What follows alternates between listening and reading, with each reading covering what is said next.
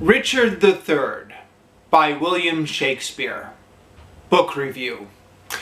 First of all, yes, of course, I know this is actually a play, but I did it as a book, which I think is how most people encounter this, so I'm going to be reviewing it as such. Actually, technically, I did this as an audiobook. There was an audiobook of King Richard III by William Shakespeare in the University of Melbourne Library where I was studying. And I thought it would be fun to check out and listen to while I was walking around. And it was quite enjoyable. And then here is the review of it. Actually, I should probably back up maybe and give some background about my experience with Shakespeare, because I think whenever you review a play by William Shakespeare, you're not really reviewing the play so much as you are reviewing yourself. I mean, so much has been written by Shakespeare already. That there's really no point in me adding my commentary to it, at least insofar as increasing the value of the commentary. I think that's pretty full right now. All the commentary has been done that could be done. But it may be worthwhile just reflecting on my personal experience, and maybe would be of interest to somebody else who's also had maybe the same struggles with Shakespeare or is interested in knowing whether or not this is a readable book. So, my own experience, and I suspect this is true for many other of you booktube people. I have always been alternatively fascinated and intimidated by William Shakespeare. I've been intimidated by him because he's got a reputation. I mean, ever since the 1950s, or maybe before, he's had a reputation for being a school child's nightmare. The thing that high school students really hate is having to read Shakespeare, according to the stereotype. I've always been intrigued by him because if you look at the synopsis of his plays, they look quite interesting. I mean, Hamlet, is a murder mystery and a prince who goes crazy and all these body counts at the end. Macbeth is like, a very macabre play with a lot of death and betrayal. I mean, they all seem like they should be really fascinating. And they are really. There's a lot of interesting plots in Shakespeare. It's just kind of getting through that Elizabethan prose or the Elizabethan style that can be quite difficult for some people. Now, my experience, and again I suspect this is very similar to many people, is that I was first assigned to read Shakespeare in high school. I had dabbled with it before, meaning I had taken Shakespeare out of the library and tried to get through a few lines and just couldn't get through more than a couple pages. But then it was assigned to me in high school. I think Julius Caesar by William Shakespeare was assigned in 10th grade, and Macbeth was assigned in 12th grade. And I found both times I was very intimidated by it, but then when you actually go in and you read it slowly and you break it down line by line, it is readable. I mean, you do need that gloss on the side to tell you what certain words mean that have gone out of date. But it's readable, and in my experience, it gets more readable the more you do it. So when I started with Julius Caesar, line 1, it was a bit of a struggle, but by the time you get into it and you get the rhythm and you get to the middle of the play, then actually it turns out it's not quite so bad. I continued reading Shakespeare in college. I was a literature minor, so I read a couple of Shakespeare's in my British literature courses, and I took a whole elective class on Shakespeare. And I enjoyed it. And I think most people who take a Shakespeare class in college enjoy it. Now granted that because it's an elective, the people who choose to take the course may not be representative of the whole population. And sure, fine. But in my experience, almost everybody I know who took a Shakespeare course in college really enjoyed it. And the same thing I mentioned before holds true. The more you read it, the easier it becomes. So, at the beginning of the course, it's a little bit of a slog. But the more Shakespeare you read, the more you get into the rhythm, the more it becomes easier to understand. And I actually really enjoyed the Shakespeare plays I read in college. A few of them I've recycled back on this channel, meaning I've gone back and I've taken some of the reports I wrote back when I was in college, and I use those as some of my scripted book reviews. Scripted book reviews just meaning I'm reading out old reviews. I have, however, never been able to muster the self-discipline to read Shakespeare when it wasn't assigned reading. So like if it was assigned for a class and it was due the next day, I could hunker down in the library and spend like a few hours reading it. If it wasn't assigned reading and I wasn't getting graded on it and it wasn't due the next day, I've never had the self-motivation or the self-discipline to actually sit down and read a Shakespeare play that wasn't assigned reading. Even though I enjoyed the Shakespeare reading that was assigned, the external motivation helped a lot. Again, I suspect that's true for a lot of people. A lot of people really enjoy their Shakespeare college class, but don't go on to read a lot of Shakespeare after they finish it. At least I suspect that's true for a lot of people. Let me know in the comments what your experience with Shakespeare has been. Anyways, I give that all as background. On to Richard III. Well, actually, a little bit more background here. Richard III is part of a tetralogy of Shakespeare's historical plays, which chronicles the famous War of the Roses. It starts with Henry VI Part 1, then Henry VI Part 2, then Henry VI Part 3, and then King Richard III. So it's the last chapter in Shakespeare's War of the Roses tetralogy. I've always been a history nerd, so I've always been interested in tackling Shakespeare's history plays someday, although, like I said before, I've never really had the self-discipline. But when I saw this audiobook available in the university library, I thought, great, I'll do it as an audiobook.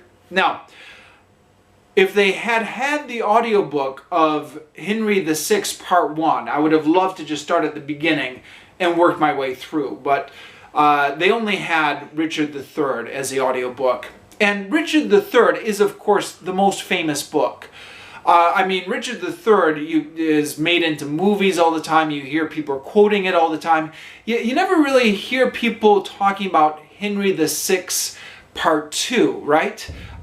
So those three Henry VI plays which precede this are not nearly as popular or nearly as famous, and I don't know, there must be a reason why, right? Maybe they're not as good. I don't know. If you read the Wikipedia synopsis of it, it looks like they'd be quite interesting. Like, it looks like there's a lot of plot and a lot of things happening. But for whatever reason, they're not as popular.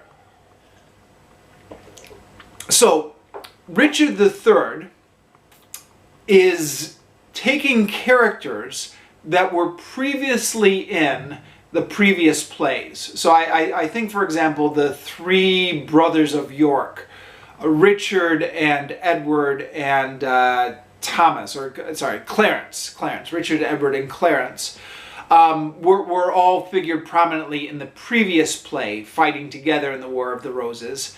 Now they've already achieved power, and now they're going to start quarreling among themselves. So I suspect maybe this would have some more emotional weight if you had read the plays that had preceded it and, you know, gotten to know these characters a little bit better. Now, my own background, as I've talked about on this channel before, I've done as audiobooks some histories of Britain, Monarchy by David Starkey, and This Sceptred Isle, a BBC radio drama that goes through the history of Britain. So I was kind of up on the history a little bit, and this helped me jump in to Richard III.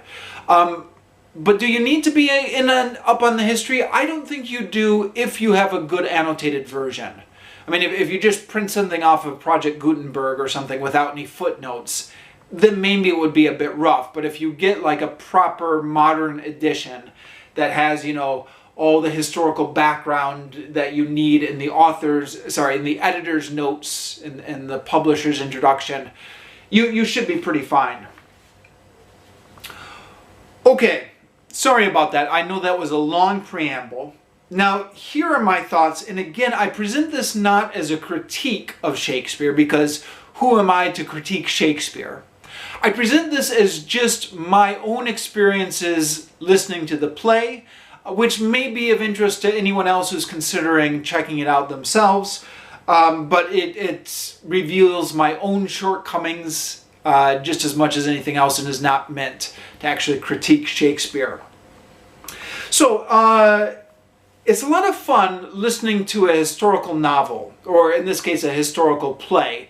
Any sort of historical fiction makes a history come alive. So again, like I mentioned, because I had been familiar with David Starkey's novel, David Starkey's Monarchy, his book, I was already familiar with some of the characters behind this. For example, I already knew that Clarence was famously drowned in a vat of Malmsey, a kind of wine. But, you know, when it's just presented as dry facts, it's not very memorable. To actually hear the whole scene in which Clarence is murdered and hear him plead with his life for his murderers causes it to have much more of an emotional impact and causes it to stick with you much more. That being said, even though I did know who the brothers York were ahead of time, I didn't know any of the minor nobles ahead from this play. But having listened to the play now, I do feel like I have a much better grasp on it. I should note, actually, since I'm talking about the history, a lot of people have said that this play takes a lot of liberties with history. So for one thing, Shakespeare was writing for Queen Elizabeth, who was the granddaughter of Henry VII, who killed Richard III and overthrew him. So it's in Shakespeare's interest to make Richard III look as villainous as possible. And so, you know, a lot of people have said, okay, Shakespeare's exaggerating here. He wasn't really that bad, etc. It's not really my area of expertise, so I can't comment. But, you know, just be aware of that. Even from what I got from David Starkey's Monarchy, I knew that it wasn't Richard who had ordered the death of Clarence. It was Edward, who was king at the time. So I was able to catch some of those little things. I'm no expert on it. Anyways, sorry. This play takes place directly after the Yorkist victory in the War of the Roses. So it was the Lancastrians versus York, and it takes place right with the Yorkist victory. It's interesting the way Shakespeare sets up the play at first as two different factions. So there's really only one Lancastrian who's left in this play, and that's Margaret. But when she shows up, all the Yorkists unite against her. Like, it's all the Yorkists against Margaret. But then Margaret is out of the picture, and then the Yorkists start quarreling among themselves. Before she leaves, Margaret curses all the Yorkists. And then this curse, one by one, causes them to die an untimely death. I mean, Richard is behind most of their deaths. So it's a question, is it the curse that's killing them, or is it Richard that's killing them? But it seems to be that the curse is killing them maybe through Richard, like because Margaret pronounced this curse on them, they're all doomed. It almost struck me as having a little bit of elements of a horror genre of it. There's a certain inevitability of it that makes it horrific. So at first they all laugh off the curse.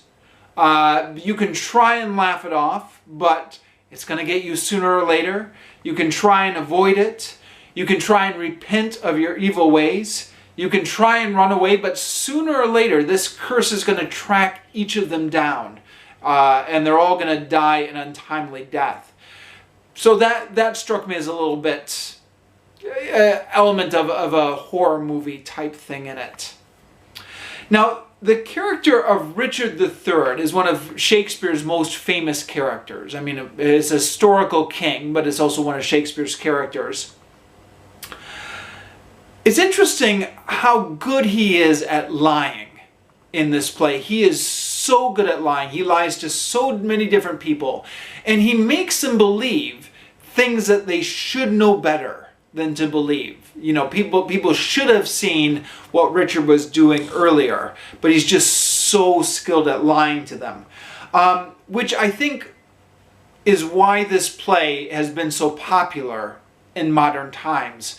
Because as you read this play of Richard lying to everyone to further his own political ambitions, I think it's impossible not to think of modern politicians. And this play, you know, in the 20th century, this play was quite often, I'm thinking of Ian McKellen's version in particular, set in kind of a modern era. So you got the sense of like a modern politician scheming.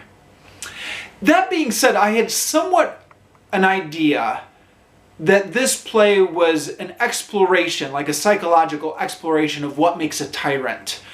I don't know where I picked that up. It just seemed to be, I don't know, it just seemed to be in the air. It seemed to be, people were always praising Richard III as like an exploration of a tyrant. But I don't feel like I got that from this play. I thought that in this play, Richard was evil just for the sake of being evil. There was no deep psychological explanation. I mean, I guess supposedly he's bitter at the whole world because of his physical deformity, but I didn't think that was very deep. You know, I thought, okay, that's about the same level of motivation that like a comic book villain has. It's not a very realistic motivation for him to do all the things he does. Perhaps because of the fact that Richard III was more of a plot device than a realistic character, the ending of the play and his eventual defeat left me feeling a bit underwhelmed. I'm not sure exactly what kind of emotional conclusion I was hoping for from the play, but whatever it was, I don't feel like I got it. As far as keeping my interest, there's a high body count, which, you know, satisfies the macabre count, keeps things interesting. There are also a lot of speeches, which is true of any Shakespeare play. The Shakespeare plays are a lot of talking. That goes without saying. There's some verbal jesting, or jousting maybe, as characters kind of spar off with words. And this is quite interesting, and this is a lot of one-liners going back and forth. And there's a lot of confrontational scenes in the play which lend itself to this. And that's quite fast-paced and quite interesting to listen to. There are also a lot of long speeches, and this goes along with a high body count because there seems to be a long speech that a character will give right before he dies, and then after he dies there's like another long speech that another character will give in mourning. So the high body count also goes together with a lot of these long soliloquies, which I found boring. Sorry, I think a lot of modern audiences find it boring. I did it as an audiobook. The audiobook I had was unabridged, so it was the full version. So I didn't skip anything, but arguably you are cheating a bit with an audiobook because the performer's intonation and the way they read out the lines does help you a bit to understand the general tenor, even if there's some vocabulary that you might not get. It also makes it all the much more fun to do a Shakespeare play as an audiobook. I really enjoyed this, and Granted, I had some help from the actors and their expressiveness, but I felt like I was able to understand the whole thing very easily without having to consult a dictionary or, go to the footnotes or something like that. So, on the whole, I found it quite interesting and would recommend it if you ever get the chance, if you ever come across an audiobook. Or, give it a try and read it on paper. And let me know what you think if you've read this play.